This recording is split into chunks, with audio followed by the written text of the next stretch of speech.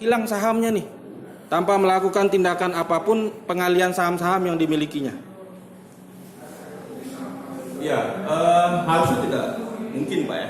Tapi terjadi. Tapi kalau kemudian ada aksi korporasi, misalnya Darus menyatakan bahwa si pemegang saham itu tidak melaksanakan kewajibannya, kemudian dan seterusnya, kemudian juga dalam konteks Darus itu menyatakan bahwa saham itu kemudian dihilangkan, itu kesepakatan perdata perusahaan Pak. Strike lagi nih ahli. Kami mohon dijelaskan, dapat atau tidak dapat? Dapat Pak. Dapat hilang Pak. Baik. Selanjutnya ahli mohon dijelaskan peranan notaris dalam proses pengalian saham dalam satu PT. Bagaimana? Ya, izin yang mulia. Ya, notaris membuat akte notaris Pak terkait mengenai perjanjian para pihak yang mengalihkan saham. Ada dua produk yang dilahirkan oleh notaris. Yang pertama adalah akte kalau dia jual beli Pak, akte jual beli saham. Yang kedua adalah akte rules yang menyatakan bahwa telah terjadi perubahan komposisi saham. Nah, dua akta ini kemudian dilahirkan oleh notaris ketika terjadi peralihan saham di bidang pertambangan. Baik. Ini dalam pertambangan ya ahli ya, mengenai notaris. Mohon dijelaskan ahli, dalam pertambangan apakah notaris wajib melakukan pemeriksaan terhadap kebenaran pemegang saham PT? Ya, izin yang mulia. Jadi dalam konteks hukum pertambangan, notaris ya wajib Pak memastikan itu. Wajib Masuk ya. Misalnya, apakah akad yang terjadi itu adalah akad jual beli, hibah atau wasiat? Karena ketika dia jual beli, maka harus ada kewajiban administrasi publik yang harus dilakukan, yaitu bayar pajak Pak. Karena jual beli saham itu pajaknya PPh 1% dan PPN Pak 11% menurut Undang-Undang HP. Maka harus ada juga bukti terjadi peralihan, misalnya kwitansi Pak, atau kemudian harga saham di situ, karena notaris akan bayar pajak Pak. Baik.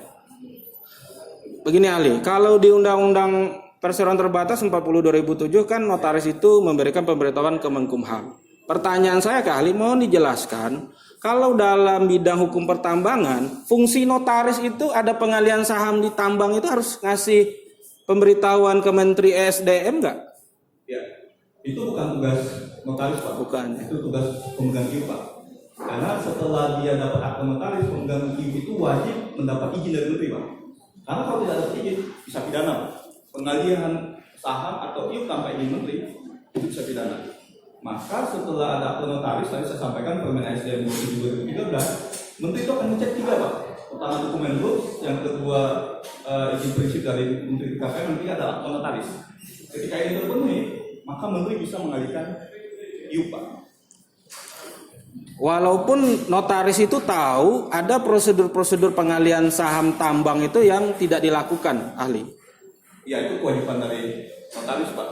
Jadi izin yang benar, notaris itu nggak seperti tukang bioskop yang hanya menerima tiket, kemudian mau anak kecil, mau kakek masuk. Jadi ketika ada anak kecil di bawah 13 tahun, ada filmnya film 17 tahun ke atas, notaris bakal stop. Nggak boleh nih. Karena secara materi ini bioskop untuk 17 tahun ke atas. Anak 5 tahun sudah masuk.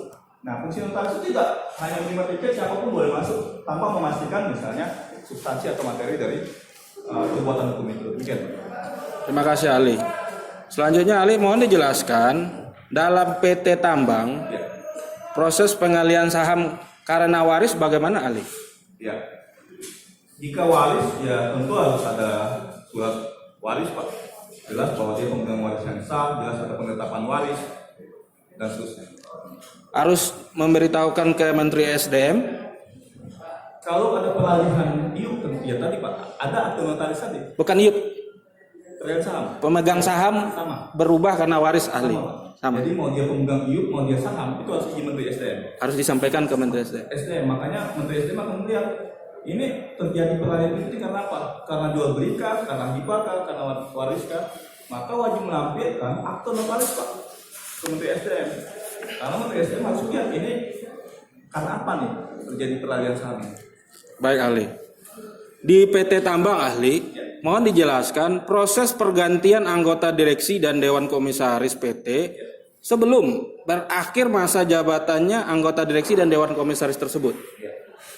Sesuai yang Permen SDM 27/2013 Pak, yang saya juga sampaikan ya, perubahan direksi, perubahan komisaris, perubahan pemegang saham, perubahan pemegang IUP, itu semuanya harus sampai kepada Menteri SDM untuk mendapatkan persetujuan. Baik. Berikutnya ahli, mohon dijelaskan konsekuensi dari pergantian anggota direksi dan Dewan Komisaris PT yang dilakukan tanpa memberikan kesempatan kepada anggota direksi dan Dewan Komisaris membela diri. Jadi secara perdata ya apapun yang diputuskan oleh RUU termasuk mengubah direksi dan komisaris itu perbuatan hukum perdata yang sah sepanjang dibatalkan oleh pengadilan. Jadi apapun itu mau berhenti siapapun itu lurus itu selesai situ. Jadi kalau kemudian ada yang menyatakan saya tidak memberikan hak untuk membela diri itu perkara lain, ya hadir di sini agar kemudian di situ dinyatakan tidak sah. Tapi sepanjang itu tidak dibatalkan, suka tidak suka mau tidak mau sudah ada alasannya. Terus yang sudah diputuskan itu sah secara hukum dan mengikat bagi para pihak.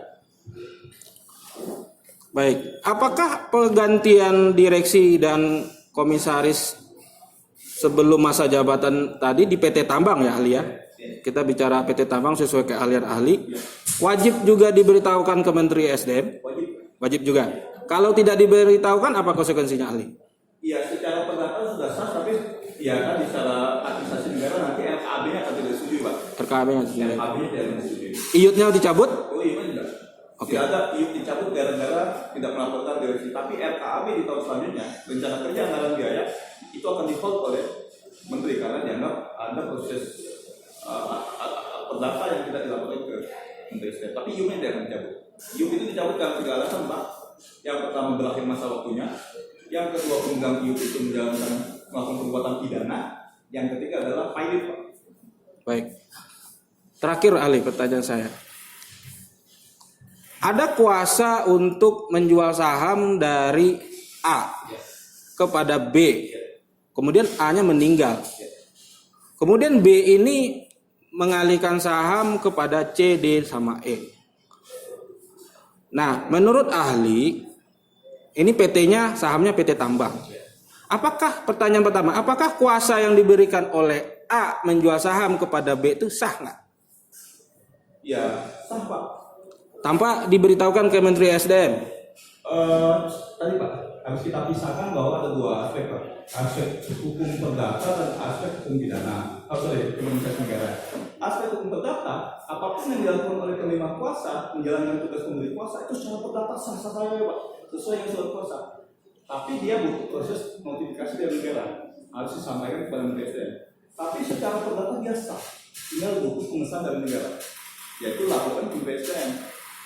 Jadi perbuatan hukum perdatanya sah Pak, sesuai dengan pasal 1593 KUH Perdata. Bapak pemberi kuasa pada saya penerima kuasa, apapun yang bapak saya kuasakan sah Pak, termasuk saya perbuatan memperhatikan sah secara perdata.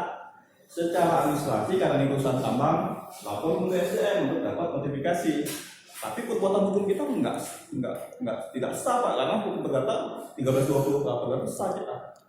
Saya mau nanyanya dalam hukum tambang menurut ahli, apakah dalam hukum tambang, karena kan tadi ahli bilang bahwa semuanya tuh harus ke SDM, IUP-nya ke SDM, alih saham harus SDM.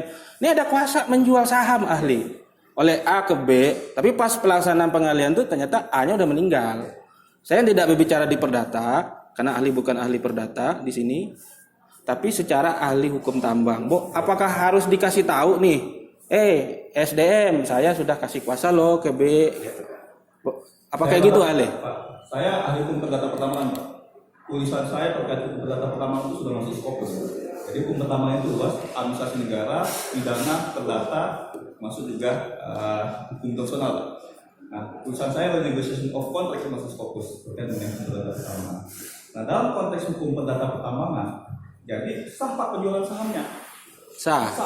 Yang belum itu adalah proses notifikasi dari Menteri SDM. Menteri SDM itu tidak dalam rangka membatalkan transaksi itu, tapi Menteri SDM itu dalam konteks nanti ketika dia LKAB, maka siapa pemegang saham itu yang up to date, yang aktual, sesuai dengan peristiwa hukum perdata yang dilakukan oleh para pihak. Demikian Pak. Cukup Yang Mulia Majelis. Baik. pelajari. Jadi tadi terkait dengan khususnya pengaliran saham perusahaan asing ya dalam yang pertama. Jadi dikatakan mekanisme itu ada kamar seleksi dari BKP dulu, kemudian ada RUS, dan kemudian ada dari menteri. Ya kan? Nah, kalau kita lihat di sini dari aspek hukum kan di sini ada misalnya kalau izin dari BKP dan menteri itu kan hukum publik. Ya. Nah kemudian juga di situ ada RUS itu yang hukum privat perusahaan. Nah, saya ingin tanyakan sekali sebenarnya kekuatan hukumnya ini di mana letaknya sebenarnya kalau dari segi pengalian saham? Apakah terletak di kekuatan hukum RUS-nya di privat atau di hukum publiknya atau notifikasinya tadi? Karena misalnya ada yang menganggap oh ini sah saya karena kita sudah RUS, walaupun misalnya tidak ada tadi notifikasi atau izin dari pemerintah. Nah, kekuatan hukumnya sebenarnya terletak di mana? Baik, iya Mbak. Jadi kalau deklaratif Pak, hukum perdata itu kuat Pak. Tapi ketika sudah di hukum publikan itu sangat kuat. Karena notifikasi dari PSN itu menyatakan bahwa peristiwa perdata itu sah dan benar. Karena PSN itu mengecek anggaran dasar perusahaan, mengecek terusnya.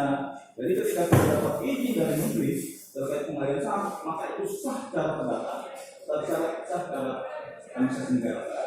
Berarti kalau tidak ada notifikasi atau izin dari BKPM dan juga dari SDM itu bisa dikatakan bahwa transaksi perdata ini tidak mempunyai kekuatan hukum atau bisa dianggap tidak sah. Ya, dalam konteks perdata ya tadi Pak, sepanjang kemudian dia sesuai pasal 1320 KUH perdata, maka dianggap sah. Tapi kalau kemudian melanggar sesuatu yang halal, misalnya harus ada di prinsip dia tidak ada, maka ya tentu kotor. Berarti kekuatan hukumnya ada di izin tadi. Di prinsip misalnya. Baik, terima kasih.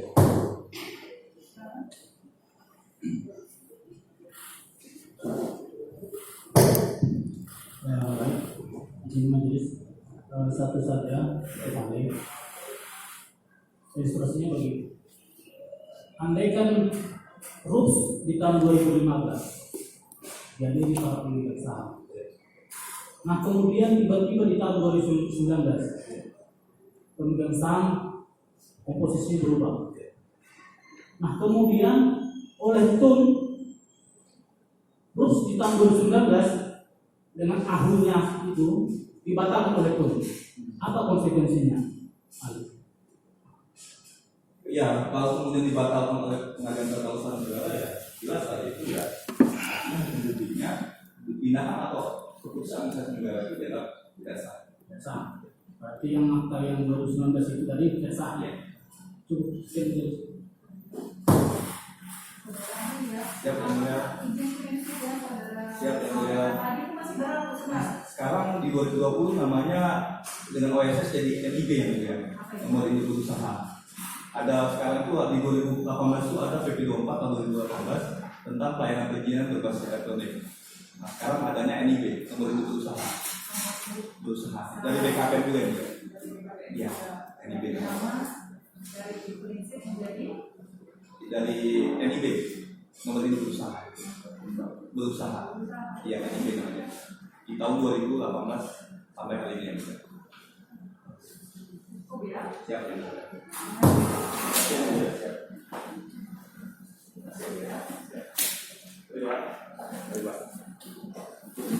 Izin ya, Bu ya.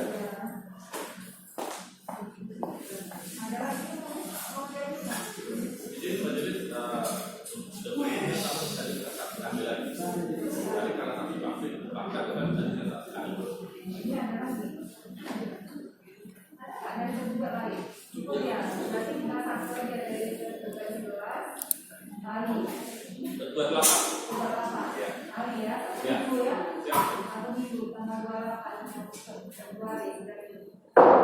Terima kasih yang mulia, masih majelis.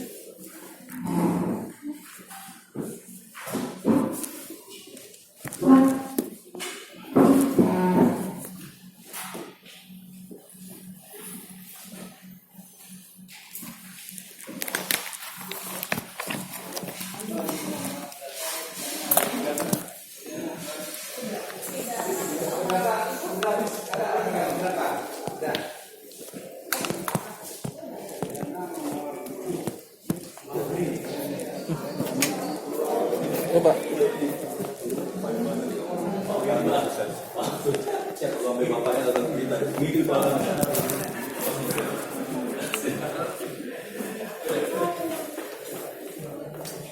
Mohon maaf ya Pak. Allah